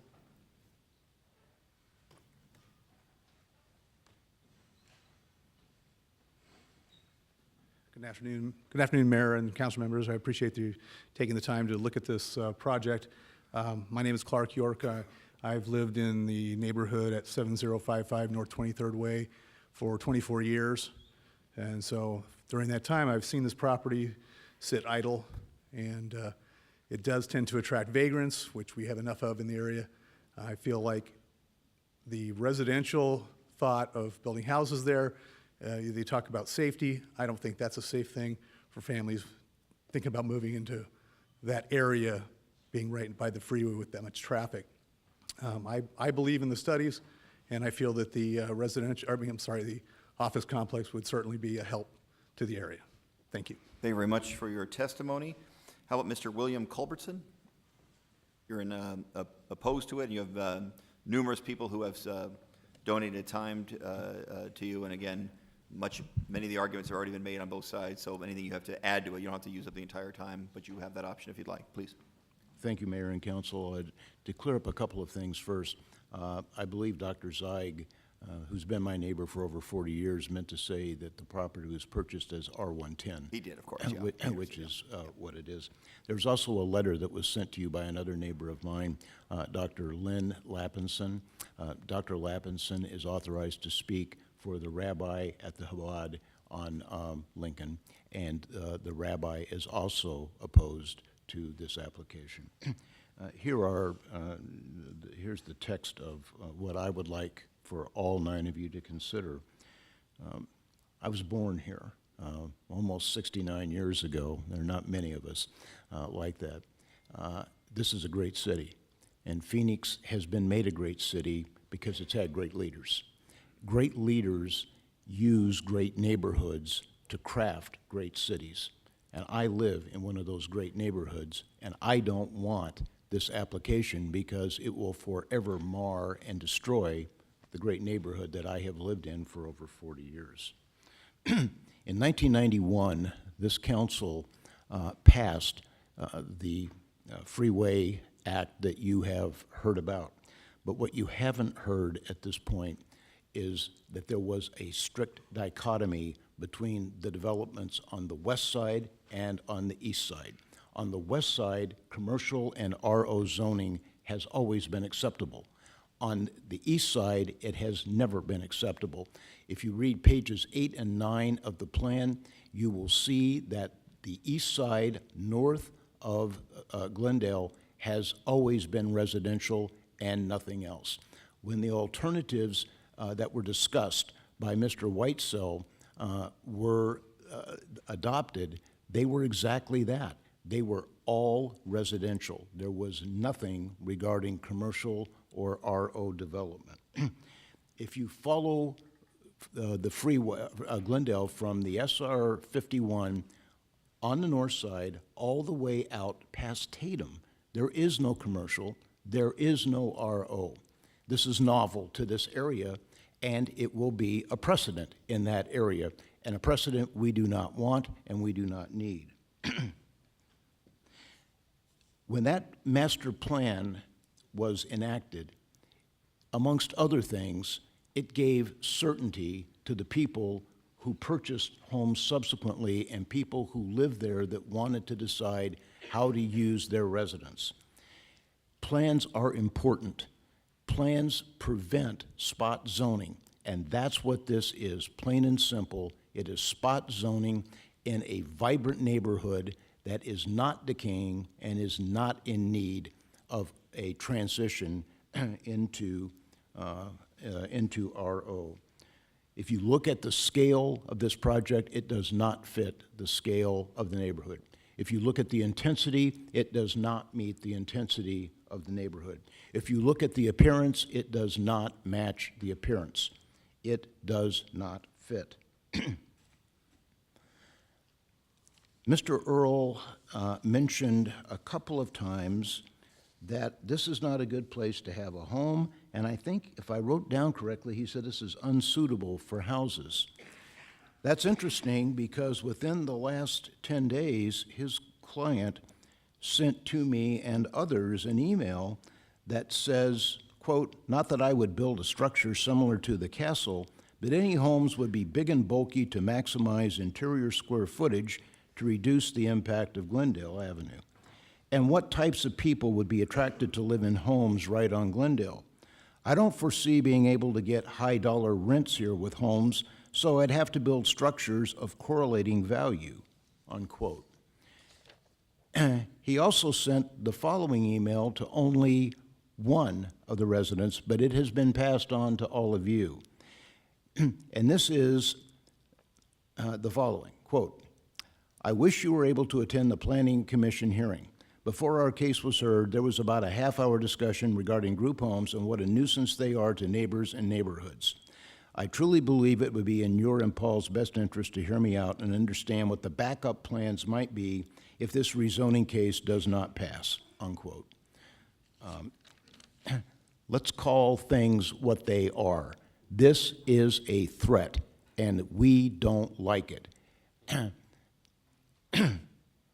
Homes have always been part of the calculus for Mr. Alexander. He has said that at nearly every meeting that we've attended with him before the Squaw Peak Planning Commission.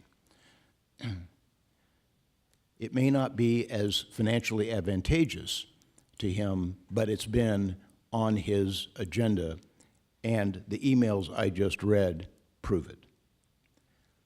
Let me conclude with this.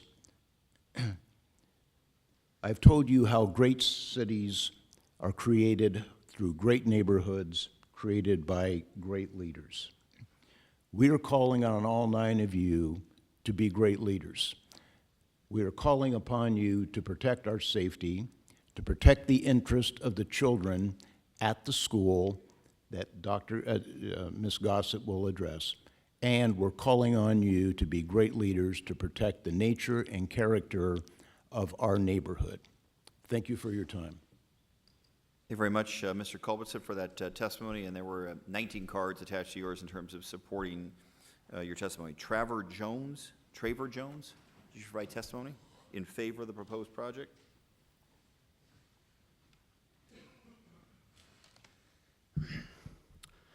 Thank you. My name's Traver Jones. I live at 1713 East McClellan Boulevard, just on the other side of the 51 from this proposed site. I drive back and forth by here for work several times a week. I'm one of the 41,500 or however many cars that are stuck in traffic there. We all agree traffic's bad. Traffic will stay bad if these lots stay vacant, and traffic will still be bad if it gets built into homes or an office or whatever they turn out to be. The 38 additional cars per day is the smallest drop in the bucket you can imagine for a street that sees 41,000. The reason I'm here today is because I saw the rezoning sign go up several months ago, and I thought that was a good thing. I think it's great to see development in this area. It's a vibrant and growing area, and I think that's a good thing. And then I found out there's some neighborhood opposition, so I wanted to see what that all is about, and they're concerned about traffic and character of the neighborhood, and we've heard all about that. So I wanted to come out today and let you know that there's a lot of us neighbors in the area, plenty of folks in the community who thinks this is a positive step for the area. To me, some of the important things are that it's an increased customer base for all the local businesses that we have in the area that make this a unique area. It vastly improves the curb appeal. Right now, it to me just looks like an overgrown lot with a bunch of bushy trees. All the renderings and all the street views that the developer has shared with everyone, it looks great. It's a very nice, clean site with a low-profile building, and most importantly, to me, it represents progress for the neighborhood. I mean, I moved to this area because it's a growing area, lots of good restaurants, close to work, close to everything. Nobody moves to any part of town because of vacant lots or unused houses. I mean, this is progress and this is growth for Phoenix. I've lived here for about 10 years, and I plan to live here many more years. So this is the kind of growth that helps the area. I'm really happy to support this development with a lot of other neighbors in the area. I agree with everything the applicant said, that residential zoning isn't appropriate. I certainly wouldn't want to buy a house next to this busy intersection with all the cars. But another thing is that's become apparent to me is the developer is bending over backwards to do what they can to make this happen. I think it's the best use for this property. They've reduced the building size. They've put deed restrictions on what uses can go in there. They've done as much as they can to make it as safe as possible, to have as few trips per day as possible, and to make it blend in and fit and be unnoticeable with the rest of the neighborhood. Thank you, Mr. Jones. You've gone well over your time. I just want to make sure, any final Okay. point you wanted to make? No, that's Thank you it. so much. Thanks a lot for your time. Thank you much for your testimony. Next is Ms. Priscilla Gossett.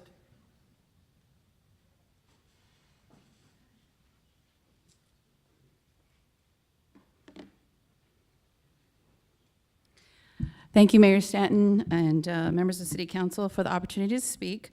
My name is Priscilla Gossett. I'm the principal of Madison Heights Elementary School located at 7150 North 22nd Street. Excuse my casual dress, we are on spring break. I'm opposed to the rezoning of the property on 19th Street in Glendale because I'm concerned about the increased traffic and safety to our students.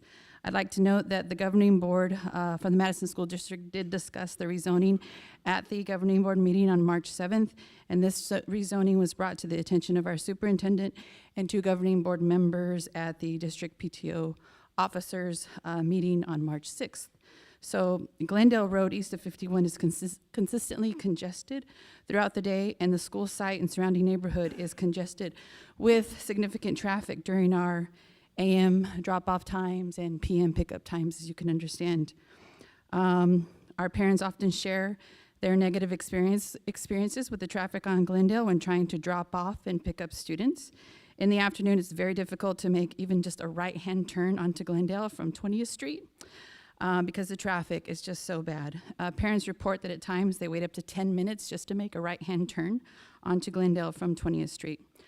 Also, our school participates in the walking school bus, and we walk from the school down to Aurelius, down to 21st Street until we reach the Chabad Center, where parents are waiting to pick up students. When people who are attempting to get into this proposed building will turn onto 22nd Street or 21st Street, they'll have to drive down Aurelius, where we walk for walking school bus. If this property is rezoned and an office building is built, drivers headed eastbound, as stated before, will either make a U-turn or also turn on 21st Street there. And this increases our chances of coming into contact with more traffic and more cars as we're participating in the walking school bus after school. It also, like I said before, increases wait time for parents who want to make that right-hand turn after school and picking up from 20th Street onto Glendale. So I believe that this rezoning would not be a favorable precedent to set for our school. Our school is located in a very special neighborhood that is very community-oriented and family-oriented, and I feel we need to keep it this way. Thank you for your consideration. Thank you very much, Principal Gossett. Any questions or comments by members of this council for our principal? I should note for the record, it doesn't create a conflict for me, a legal conflict, but my son does attend Madison Heights School, and she's a great principal, I'll tell you that.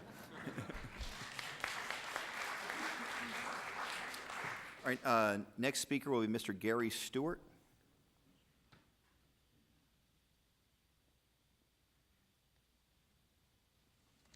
Thank you, Mr. Mayor, members of the council. I live at 2039 East Glen Drive in Phoenix. I've lived there for 19 years. If you look up there, you can see my house. It's up there on the top of that corner. I walk down that street almost every day. I've been driving on 20th Street, going up 20th Street. When it's heavy, I cross over a Myrtle and come down 22nd. I know a number of you make that drive on occasion. And so it's not unusual to see lots of traffic up there. What is unusual is this particular rezoning effort. And so I want to cast it in that context, because I'm not here to make you change your minds. I can't do that. Those of you that are in favor of this project should and vote for it if that's what you are about. What I'm here to do is to ask you to keep your word. That's what this is about. We had an awfully good example at the start of this meeting when the mayor read the oath. You've all taken that oath. I've taken that oath. Lots of us in this room have taken that oath. And the other way that I urge you to keep your word is to do what it says on every one of the police cars for all the officers here. It says to protect and serve. And the logo that you've got up there is probably the best of all, because on your website, I looked at it several times this morning and many times over the weekend, that great logo that says Phoenix at your service. So who's being disserved by this zoning? There's a small fraction of them sitting here with orange shirts. And there are people with green shirts too, and they undoubtedly are in favor of this proposition. So you can't listen to all of us. You can only listen to your own hearts and your own minds. But the issue here becomes what happens with those U-turns. Because Mr. Earl told you that there are only going to be a few U-turns, and he bases that on the assumption, statistically, from an engineering calculus, that there's only going to be 38 or something in that range of drive-ins, right-hand turns off Glendale, and 38 right-hand turns coming down. But more than half of those, and even if it was only 38, you're going to create an enormous risk. So I know some of the managers sitting here. I don't know the current risk manager at the City of Phoenix, but I've known most of them over the years. And that's the guy that ought to be shuddering about this right now. You ought to shudder about that. Because the risk here of litigation is enormously high. So there are two kinds of people that you're dealing with here and that are speaking here. There are business owners and homeowners. And this comes down to that split between what's best, what's safest, what's right for the homeowner, and what's best and what's safest financially for the business owner. There's one other category of people in this town, and I'll leave you with that. That's my people, lawyers. And the lawyers are going to love this. If you think for 1 second that this case is not going to get litigated, then you're not thinking very deeply. That neighborhood is full of lawyers. We have lots of lawyers up there. It's not going to be me. I'm trying to get out of that business. But I've been practicing for 50 years here, and I've seen a lot of litigation like this. Some of the lawyers will see this as a due process case. And if that becomes a due process case, that's because there are budding landowners here who are present in the room and sincerely and deeply opposed to this because it impacts their property values. It probably impacts my property values a little bit too, but not enough for me to be worried about. I'm far enough away. But because I drive through there all the time, when I sit on my back porch, I have a 2-story house, what do I hear at night? I hear the screeches and I hear the sirens on Glendale. And once in a while I hear a crash. Not often, but often enough. The other thing I want to read to you, and that's why I brought this, is I want to read this sentence to you. The people who don't see it as a due process issue will see it as a litigation issue, and here's the statute. An unreasonably dangerous hazard which does not allow the public to take suitable precautions.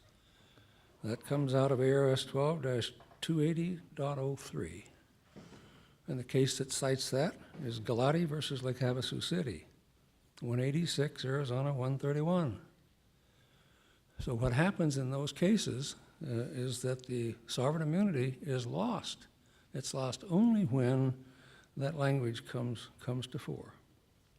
So what I think I was asked to do to come here is to give you the perspective of somebody who lives there. And so I've seen Mr. Earl talked about the ability to make a U-turn right there. I see 10 of those U-turns a week for 19 years. Some are safe, some scare you to death, some create road rage. And there's not a month goes by when I don't see a lot of single finger salutes out there because of what drivers do. And when you come out of that lot, if this becomes a business enterprise and you make the right turn, you're going to have to cross over.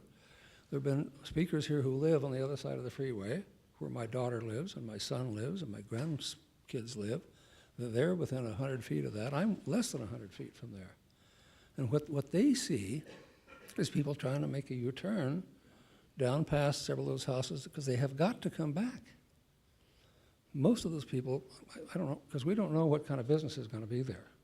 But we do know statistically that we have a current problem which will be exacerbated.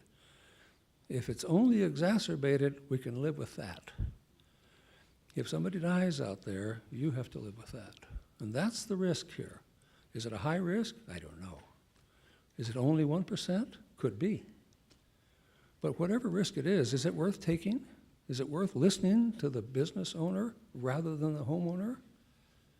Thank you very much. Thank you very much, Mr. Stewart. We have only a couple more cards here to go. Miss Janet Grove is also opposed to the item.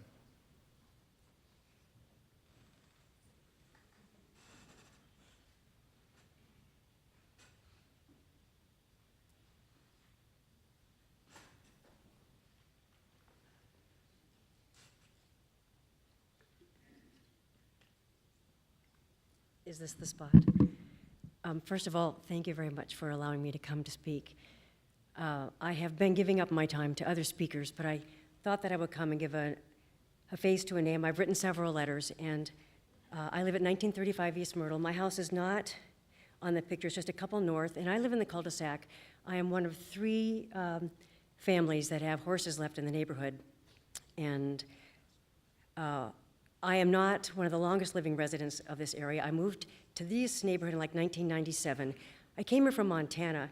I worked for the Forest Service for 34 years, there and here, and I actually sought out this neighborhood. I don't know where else I could have lived where I didn't have open space. And we haven't really talked about that much. We pay a price to live in this neighborhood, financial, because if you want to live near open space, you're going to pay more. The other price that we pay is we have a lot of schools and churches, and we have a lot of people in the neighborhood already that cause traffic, but I'm willing to pay the price for that. And I'm willing to share the neighborhood with schools and the churches and all the people that come to access the trailheads that are on the north side of Lincoln. I have horses. I mostly walk and bike and ride, and I've walked through the neighborhood this lot. I've walked these lots and thought, this is great. This is the best thing to do with this, and I understand there might be homes there or potentially a business, and occasionally there's a homeless person, but I've never felt unsafe. I walk through with my dogs, and I drive my truck less than I walk or bike, and I bike all of those streets and all of those sidewalks. The other thing I want to talk about is process. Because I work for the government, I was a forest ecologist. I've been through lots of meetings, and I want to thank you very much because I know what you do and how important it is. And I will say that for me, this is the first time I've been involved with the city. And it's been an uphill battle from the beginning. It's almost like we faced this roadblock from the beginning, that this was a done deal. All the planning commissions just seemed to listen to us, but the decision was made. And it wasn't until now with the city council that I felt like maybe there was an opportunity that we might really be listened to. And I have to thank the people that have put together all the effort in my neighborhood, all of these individuals that have spent all this time bringing us together. It's been a lot of work. If I lived in a neighborhood where we didn't have these skills, we would never have gotten this far. Thank you very much. Thank you very much, Ms. Grove, for that testimony. Mr. Neil Haddad is next, followed by Don Cartier.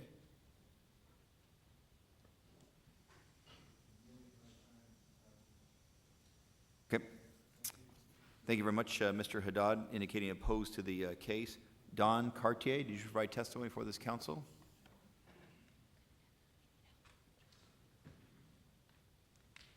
Hi, my name's Don Cartier.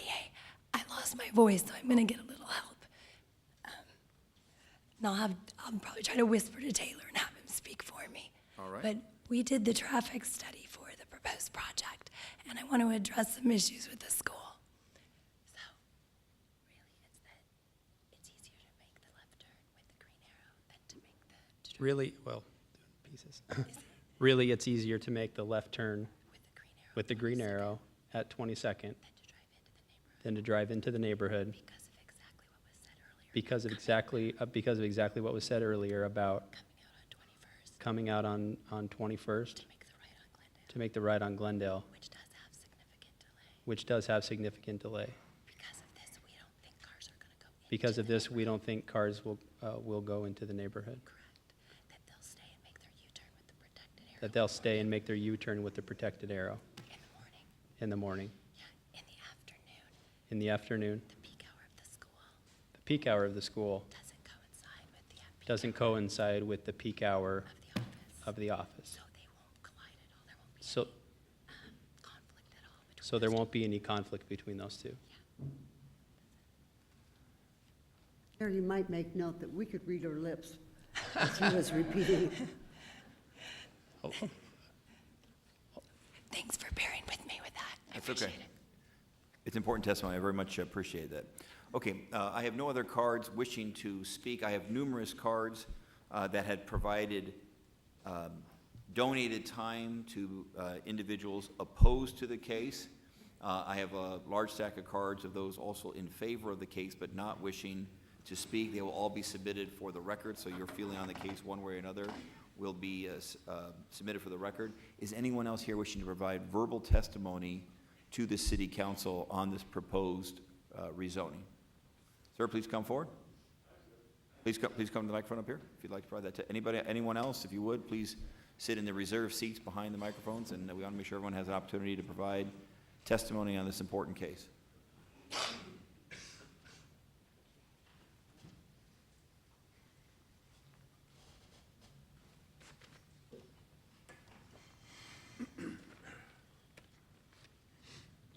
I'm Dick Walton.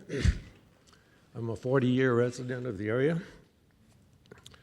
I welcome the opportunity to present what I think is an alternative here.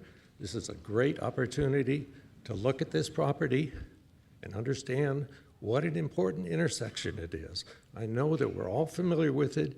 It's a corridor for Scottsdale, for the Barrett-Jackson people that bring their cars from California. But one of the things we're overlooking here, it's also a corridor for U.S. presidents. I've been stopped a couple of times by caravans coming from the Biltmore to Sky Harbor with American presidents. I think we need to ask ourselves, what do we want them to see? Do we want commercial development along here? When I have guests, I want my windows clean, I want my pool clean, I want my gravel clean. I want flowers. I want the best foot forward for my guests. I think if you open this door here for a precedent of a commercial development, you could see a series of similar requests come down the street. And the next thing you know, we're looking at emergency chiropractic, 2-for-1 tattoo parlors. I don't think that's the kind of thing we want to present as a city, as a state. There are certain elements in the world that I think are iconic. We all think of the Arc de Triomphe in Paris, Eiffel Tower, even the Little Mermaid in Copenhagen becomes a symbol of the people and what they love. If you go down the road here a couple of miles, you'll see a statue of Barry Goldwater at Tatum and Lincoln. And behind that statue is stacked stone representing the Arizona that he loved. This is a prime example where we could preserve this property for a monument to the corridor it represents. It's a corridor to Squaw Peak. This could be a Native American appreciation monument. I've had people in my neighborhood say they'd like to see a statue of Laura Piesто up there. Okay. But I think we could do more than that. I think we could honor the code talkers in Second World War. And if we couldn't get the Indians or the Native Americans to agree to a monument there, maybe we could look at something like pioneers and settlers and pay a tribute to the people that have established this state. So I think there's an opportunity here to preserve that property and not build on it in a way that distracts from the visibility of the intersection, which makes it safer. I hope you'll consider that as an alternative. Thanks so much. I think there's one other person that wanted to provide testimony. Sir, please state your name for the record. Hi, and your address. Craig Dixon, 7037 North 21st Street, so just off the side of the map as well. My street is probably the one where everyone's going to do their extended U-turn through. If they're not going to make that U-turn on the street, they'll go up 22nd, down Aurelius, and then down 21st, past myself and my family and kids and all the rest of it. I'm new to the area. I've only been there 2 years. I work as a planner for Freeport downtown. I commute. I go home and turn left, try to turn left on 21st every day. What I do to avoid that turn, because it is basically impossible, is go up to 22nd, and I try and make a left turn at that green arrow. That green arrow is an alternating arrow. So you turn, one set of cars can turn left, and then for the next cycle, no one can turn left. You have to wait for the third cycle to get across. What I've seen in that area is people use the Chabad and the church across the street, as well as that new daycare centre, and cut through the parking lot to get onto 22nd, to come through the light on a direct route, rather than try and make that left turn. I've walked my kids across the other side of Glendale to the park with the lakes in over there. Like I said, I'm new to Phoenix, I'm Australian, it's all happening around me at the moment. I just don't see how it's possible to make more turns into an area that is already so congested. I've also noticed, and I'm not privy to the planning, but the bottom of my street now has a large green post, which I assume is going to be a crosswalk for some of the community that uses those churches and for the school kids. I don't know if there is a law against doing U-turns near crosswalks, but it makes no sense to me. It's almost like liquor stores near churches. But it's not a great area to be, and instructing people to make a left turn there is basically impossible. If they do come out and they've come from the west, they have to pass through that area, go to the medical centre or whatever it is. To get back to west, they're going to have to go further down Glendale across the 51 and do their U-turn further down. So it's not just our U-turn, it's the U-turn down towards Sprouts and those other streets. There's no other commercial streets. Enterprises, I think the Chevron is the first that has an access onto Glendale. So all of those streets on the other side of Glendale that you can't see, the 51 that you can't see, are going to have the same problem we have. Thank you so much. Thank you. I appreciate your, I have no other cards, then and no other individuals wishing to speak. So with that, Mr. Ryder, you spoke for 17 minutes at the very beginning. So I don't want you to come back and give your same arguments again. If there is a specific piece of information that you feel was inaccurate provided by the other side, I'll allow you to rebut that. But if a general rebuttal would not be appropriate in light of the amount of time you chose to take at the beginning, please.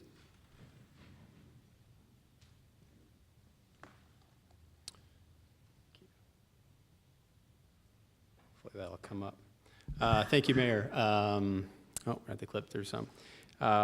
First of all, I just wanted to say that I do sincerely appreciate what the neighbors are saying. I know that they are not happy about this, but I want to respond respectfully to the things that were said. Where this really comes down to, it comes down to the current zoning on the property allowing for homes, and whether this works here, whether that is the appropriate use on the site. It would allow for 2 stories, we're doing single story. It would allow for multiple driveways, we're doing 1. If we're talking about safety, having homes here, it's not a safe environment. This is a better and safer use for the site. The delta between homes and between what we're proposing under the deed restriction is 38 trips, meaning about 19 cars. And I did want to clarify regarding the deed restriction. We have individual deed restrictions with the same language running to all 3 of the neighbors to our north and the neighbor to our east and to the school property. Those are 5 separate deed restrictions with the same restriction on them. Each individually can be enforced, and we'd be happy to have it run to Mr. Whitesell or to anybody else that would want to have that run to them as a beneficiary, meaning they control, and they would have to be the ones to waive that if they so chose. So that is exactly what this comes down to, is those 38 trips. As Ms. Cartier noted, and I appreciate her being such a trooper, I did that movement, turning left onto 22nd Street, drove all through the neighborhood, made my way all the way around to Myrtle, back down to Glendale, and the difference in that trip, and I just want to make sure I accurately state it, the difference was 3 minutes and 8 seconds to go through the neighborhood, and 50 seconds to perform that safe, legal U-turn at that green arrow. I don't believe anybody is going to take that extra movement all the way through the neighborhood, and this is consistent with what CivTech noted, that is not going to exacerbate the existing problems that exist in the neighborhood today. A relatively small amount of movements is not going to cause a safety issue. These U-turns are safe in the city of Phoenix. If they weren't, then the light rail, the entire concept of the light rail and medians should be done away with. But those movements are safe. And with that, Mayor, given your direction, I will be done. Thank you very much, Mr. Earl. Okay, there will be, that's all the cards I have and all the testimony we had for today's item. So now I will close today's public hearing. And I'll turn it over to members of the council to see if there is a motion that anybody wants to put on the table, and then see if there's a second to that motion, and then we'll have any discussion or debate on that particular motion. Mayor? Councilman Cicio? Thank you. I'll put a motion on the table too, and then I'll explain to everyone. But before I even put the motion out, I do want to thank everyone for coming here. I know it was difficult, and these cases are always hard. They're very intense, but the fact of the level of respect that everyone's shown each other says a lot. And for those of us up here, we appreciate it because we know how intense and how emotional these cases can be. And you've each shown an incredible level of respect for each other. Unfortunately, these kind of cases are always difficult. They're never easy. I'm going to put a motion on the table to oppose the case, Mayor, and I want to explain why. The motion is in opposition to, how it should be phrased, Mr. Holm? A motion to Motion to deny? Okay, motion is to deny. Is there a second? There is a second, Councilman. And there is a reason for that. And then, you know, if you look at any of these cases that you have, and I'll be very brief about it, and I'll be very succinct as to why.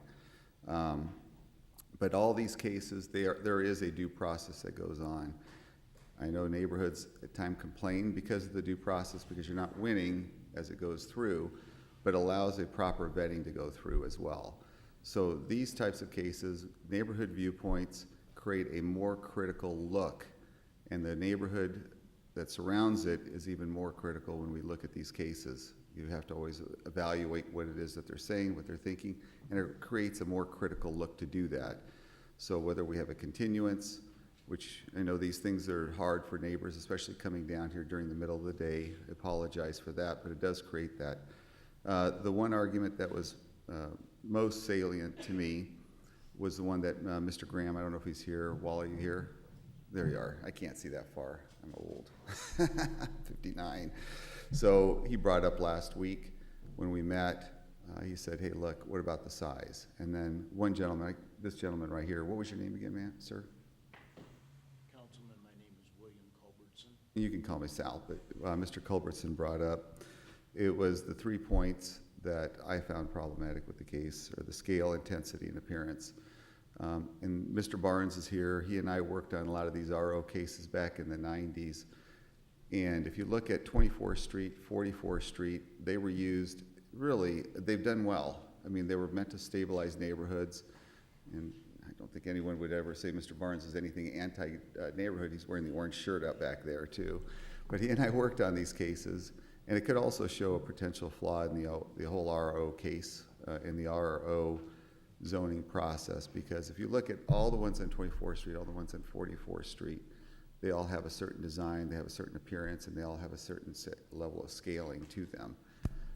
This is more of a commercial office. I don't know if it would even gone through with commercial office at this stage, but in any respect, that is kind of what we're looking at. And I've talked to the planning director as well on this. We talked about it today too, is how do we make it fit to what we originally designed? And maybe it's time to take a look at some of these RO cases that are coming through. I'm a big supporter of RO. I think they work. They stabilize neighborhoods. In this case here, I don't know what else could go on this property. I just don't know if it could be a residential home and whether or not that's safe or not. I don't believe it is. But that's not up to me to make that determination right now. Mine is to look at this thing in what I believe to be at least a cogent argument or a logical argument that fits into why I'm in opposition to this. Again, it goes down to scale, intensity, and appearance, Mayor. Thank you. All right, so there's a motion in opposition. There was a second. I'll now turn to other members of the council. Any comments? Councilwoman Williams, please. Thank you, Mayor. I will tell you, in 1990 and 91, this was the first time the city of Phoenix was involved in building a freeway.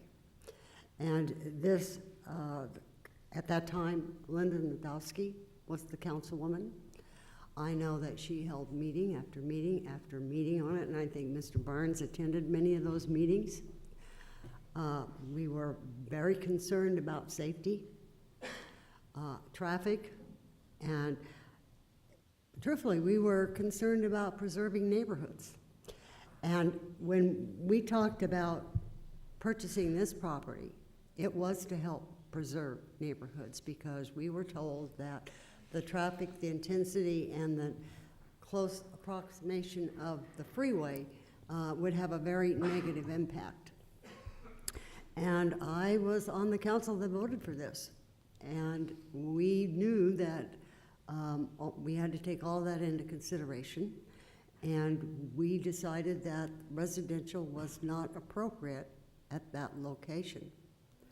Truthfully, I expected it to come back to us, or come back to a council, not necessarily to this group, but much sooner. I didn't realize the city had held on to the property for that many years.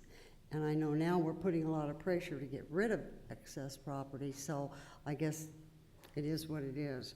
But I still don't think it's appropriate for residential property and development. I think that the RO zoning is probably the right zoning for it in the future. I am very upset to hear that the developer made threatening emails and letters. That is totally inappropriate for them to try to coerce you into supporting them. But I will tell you that after all the time that was spent on this specific plan, I still believe we made the right decision in '91 when we approved this plan, and I still support that it's not residential appropriate and the zoning change needs to happen. So I will not be supporting the motion. Thank you very much, Councilwoman. Any other comments by members of this council on Councilman DeCicio's motion? Thank you. Councilman Valenzuela, please. No, just a point of clarification. Councilman DeCiccio is making a motion to deny what would be staff recommendation in this case, and deny, okay, I just want to make sure that. we're Motion is on for the same denial. page here. Vice Mayor, do you have a comment? I do. As a sitting board member of Phoenix Union High School Board, and also as a parent that have kids at Madison School District, when I received the letter from the governing board, I took it serious. And to hear that the president of the governing board took it upon herself and put it on official letterhead and has the governing board names, that really concerned me. So I contacted two of the school board members to clarify, to see if they were supportive of this letter, and they were. And so I'm very concerned about that statement made earlier. And I'm just, as a school board member, we work together collectively since Madison is one of the 13 schools that feed into Phoenix Union. And to me, this is very important because this is a dynamic on the safety of the children. And so I will be voting no. Thank you very much. Any other comments?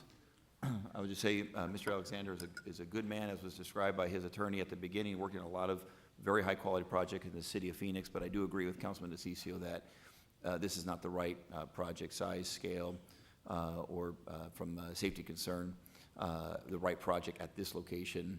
I do respect the Principal Gossett for taking the time to be here and the position of the school district. Obviously, I give great credence and respect to that position as well, so I'll be supporting Councilman DeCicio's motion. Without any other comments, roll call. DeCiccio. Yes. Gallego. Yes. Nowakowski. Yes. Stark. No. Valenzuela. Yes. Waring. Williams. No. Pastor. Yes. Mayor Stanton. Yes, so the motion to deny passes on a 7-2 vote of this city council. There be no further business before the city council. Today's meeting is adjourned.